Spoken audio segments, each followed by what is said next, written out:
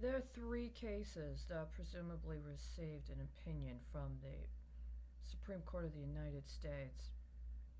On the 29th, I contend those three cases are a closeout on a particular ideation of deals that were set up in the past. However, there has been a misprioritization of the trajectory for a substantial amount of time, and so there are significant areas that have not been covered. I will not speak on that at this point in time because, in order for that to be appropriately attended to, then one is going to have to examine abuse of policy connected to treaty relationships the United States has with other countries and entities that I contend were used for a large scale money laundering scheme that is now attempting to revisit the matters that led to the Iran Contra affair scandal and all of the resultant problems since then, including an effort to overwrite, or rather backdate, events this year in order to present a projection of reality that is itself a cover up for what was actually done last year that was sat on to be used illegally as insurance to cover up for crimes that are in the process of being financed right now.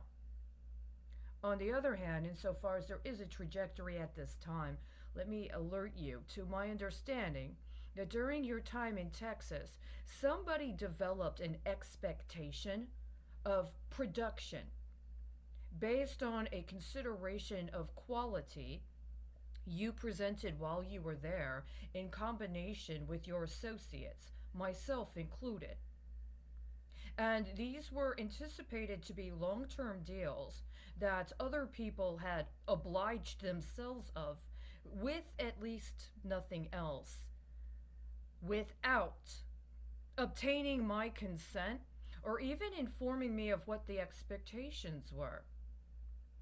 These cases that the Supreme Court has opined on today, I think, are connected to considerations of another case, Houston Pipeline Company versus Oxy Petroleum Incorporated. The initial verdict was on April 3rd of 1980.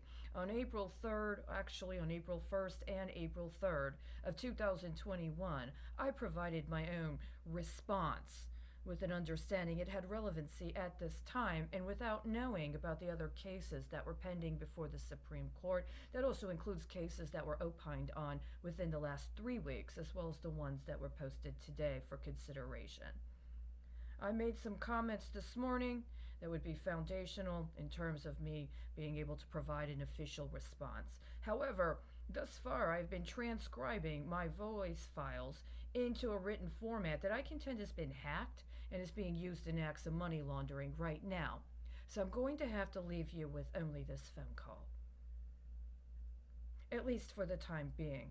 I've covered all my bases, but I'm really beyond allowing for someone else that's too cowardly to even identify themselves to think that some completely fraudulent contract negotiated during an election season that has now been proven to have interfered in elections not only in the United States but in countries all over the world is somehow going to provide them with any more insurance.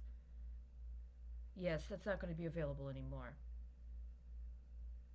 Thank you very much. Take care of yourself and give me a response as soon as you can. Well, when a possibility comes up, I think at this point we need an actual courier. Yeah, the attaché case isn't going to cut it anymore.